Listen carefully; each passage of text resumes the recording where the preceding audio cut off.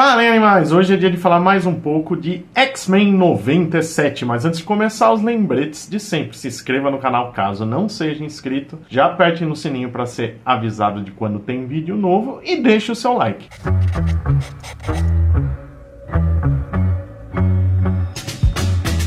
Bom, esse terceiro episódio se chama Fogo Encarnado, que nos remete rapidamente a Fênix, que é citada várias vezes no episódio, mas esse fogo encarnado é mais o fogo da vingança ou o fogo do inferno. O episódio, mais uma vez, tem uma abertura com algumas cenas inseridas. Entre elas, a gente vê a Lilandra, vê cena da saga da Fênix, o primeiro confronto no desenho com o Magneto, uma cena um pouco mais íntima da Vampira e o Gambit jogando basquete, e a mais interessante de todas, que é o Mancha Solar dando de cara com uma grade, que é uma nova versão da cena que tinha na abertura do desenho original, só que era com a Jubileu. O episódio parte de onde parou o anterior, com outra Jean chegando, e a gente vê uma Jean sondando a mente da outra. E nessa sequência a gente vê alguns cortes de cenas da série original. A gente vê o casamento do Scott com a Jean, mais uma vez a saga da Fênix, e até uma cena famosa do Wolverine vendo o Ciclope e a Jean junto, que virou meme, inclusive. Analisando o DNA das duas Jeans, o Fera solta o primeiro A Minha Santa Queropita da série. E isso é mostrar respeito pela melhor adaptação que os quadrinhos da Abril já fizeram e que provam que o Fera gosta de vir em São Paulo comer fogaza. Lembrando que no original ele fala My Stars and Garters. No quarto da Jean Grey, que a gente logo descobre que é a clone, a gente vê uma foto do casamento dela com o Scott, se é que é dela. A imagem é uma reprodução quase idêntica ao casamento dos quadrinhos, a capa de X-Men 30, lá de 1994. Outra foto mostra a equipe junta e ela remete a X-Men 11, lá de 92, que foi a última edição desenhada pelo Jim Lee. É a última página dele em X-Men, aqui com algumas mudanças, pois a composição da equipe não é a mesma.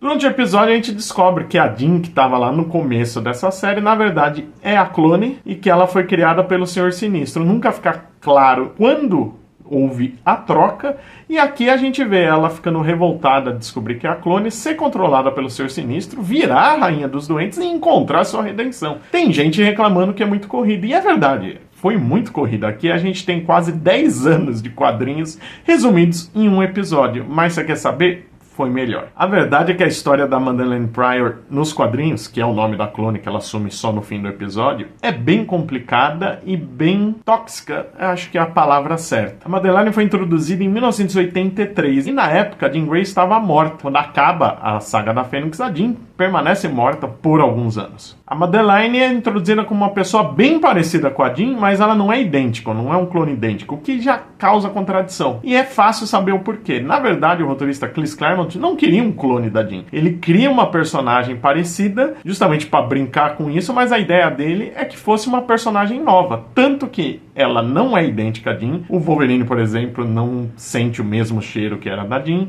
O Xavier não sente nada na mente dela. E ela nem sequer era mutante, ela era uma humana comum. A Madelyne e o Scott logo se apaixonam, se casam e têm um filho, o Nathan. E aí a Marvel interfere nos planos do Claremont, porque o Chris Claremont tinha feito o casal se afastar dos X-Men, mas a Marvel cisma, né? X-Men vendia, né? Então vamos fazer mais um gibi? Vamos! Eles pegam os X-Men originais, trazem eles de volta e formam uma nova equipe, o X-Factor, inclusive com uma Jean Grey ressuscitada. E o Scott simplesmente larga a família para ir atrás da Jean, uma coisa que vai contra todo o que a gente conhece do personagem. E o Claremont na época também achou isso, ficou bem enfesado, e isso foi levando às mudanças na Madelyne que pioram ainda mais a situação. Abandonada, ela acaba sendo resgatada pelos X-Men, não os originais, a equipe da época. O Nathan tinha sido sequestrado e tal, e ela acaba aos poucos se revoltando pela traição do Ciclope, que nesse caso até que ela tem razão, né? O problema é como desenvolvem isso. Ela acaba namorando o irmão do Ciclope, o Destrutor, e ela se alia a alguns demônios do Limbo, uma dimensão demoníaca da Marvel, e se torna a Rainha dos Doentes. E é nessa parte que vai tudo às favas, vai tudo pro ar sem muita explicação, porque ela desenvolve poderes demoníacos, toda essa trama dela aliada ao pessoal do Limbo não faz muito sentido, e ela vira uma vilã sádica da noite pro dia. Nada disso funciona bem, nada disso é bem trabalhado, bem escrito, e cai no clichê da mulher traída que enlouquece, sabe? Destrói a personagem com muito esforço para destruir ela de todos os aspectos possíveis. E é nessa época que se revela, né, o Claremont muda totalmente os planos dele,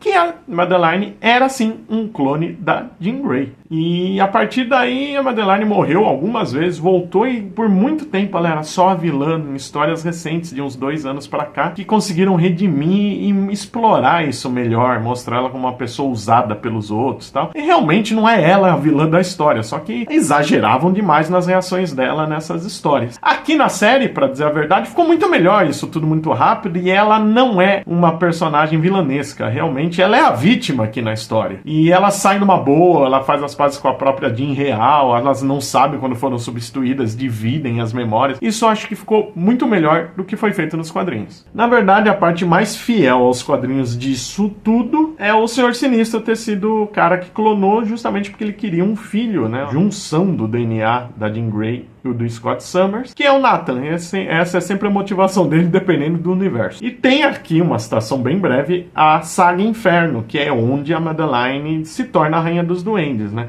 Aqui ela fala que vai levar os X-Men ao inferno dela e ela faz ilusões com demônios. Aqui são só ilusões, nos quadrinhos os demônios eram reais. Essas manipulações telepáticas dela levam o Gambit a ver a vampira com o Magneto, e a vampira aparece com aquela roupa que eu falei no vídeo anterior, de quando ela teve realmente um caso com o Magneto. Ela usa uns trapos quando eles se encontram na Terra Selvagem. Já o Bispo vê a irmã dele, a Lasca, que apareceu bem pouco na série original, mas que nos quadrinhos é mais lembrada por ter integrado também o X-Factor. Já o Fera monta um demônio com asas e chama ele de Jabberwock, que é o dragão de Alice no País das Maravilhas, livro escrito pelo Lewis Carroll, que o Fera também cita logo em seguida. Com o Senhor Sinistro presente, é impossível o episódio não dar um pouco de espaço pro Morpho, que é uma coisa importante lá na série original, porque o Morpho é um personagem criado para ser sacrificado logo no episódio duplo de estreia da série original, só que na segunda temporada ele acabou sendo trazido de volta à vida pelo Senhor Sinistro, que controlou ele para atacar os X-Men. E aqui a gente vê como o Morpho ainda não se recuperou totalmente disso e acaba sendo importante para os X-Men poderem achar a base do Sinistro. E o Morpho continua se transformando em pessoas da família Rasputin com visuais que não deveriam existir nesse universo. No episódio anterior ele virou Colossus com um uniforme que ele nunca usou aqui, e dessa vez ele vira a magia Illyana Rasputin, a irmã do Colossus, que aparece na série original, só que sem uniforme, sem poderes e ainda criança. Aqui ela tá com tudo isso e ainda adolescente, e com a espada espiritual dela. É também um jeito de homenagear a Saga Inferno, onde a magia foi até mais importante que a Rainha dos Duendes. Afinal, a magia era a rainha do limbo, a dimensão demoníaca. E lá ela acaba se corrompendo e virando a filha do inferno, que é outro visual que o Morpho adota nesse episódio. Então são dois visuais que não deveriam existir nesse universo. As duas Jeans passeiam pelas suas lembranças e a gente vê a cena onde a Jean desenvolve seus poderes, que é quando ela telepaticamente testemunha a morte da melhor amiga.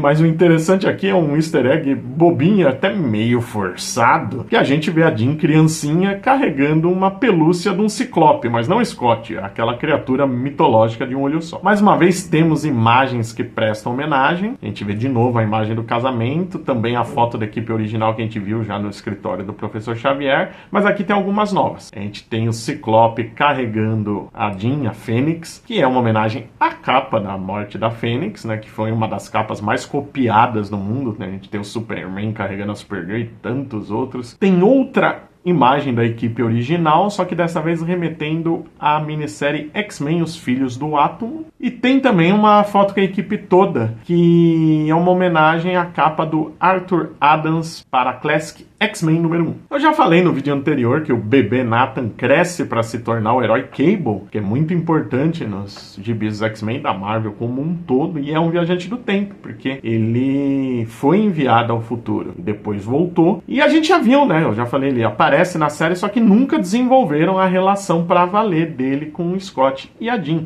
Tem até um episódio que a gente vê uma imagem mental dos dois já indicando isso, mas nunca saiu desse patamar, acredito que vão desenvolver. E aqui no episódio, ele é contaminado com um vírus tecno-orgânico pelo Sinistro e o Fera diz que não existe uma cura no nosso tempo. Aproveitando que ele já está quase consertando o bracelete que permite ao Bishop viajar no tempo, eles decidem que o único jeito de salvar o bebê é o Bishop levando ele para o futuro. Ele até diz que tem um amigo, que provavelmente é o Forge, talvez seja o Blacksmith, um personagem do futuro do Cable. Pode ser, vamos ver. Mas o bebê acaba indo embora, devastando o Scott e a Madeline. E isso é bem parecido com o que aconteceu nos gibis. Nos gibis não foi numa história dos X-Men, foi numa história do X-Factor e o bebê é contaminado pelo vírus pelo Apocalipse. E a Madeline já não estava entre nós na época, então o Ciclope que tem que tomar a decisão. E não é o Bishop que leva, é uma personagem chamada Ascani, que depois se desenvolve todo um clã em volta do Cable, da irmã dele, a Rachel. É uma confusão de viagem no tempo e realidades alternativas que eu levaria umas 10 horas para explicar. No final do episódio, a Jean Clone adota o nome Madeleine Pryor e vai embora. Como eu disse, trataram a personagem com muito mais dignidade que em qualquer época dos gibis. Isso tudo é bem importante porque eu duvido muito que a gente vai ficar sem vela de novo, né?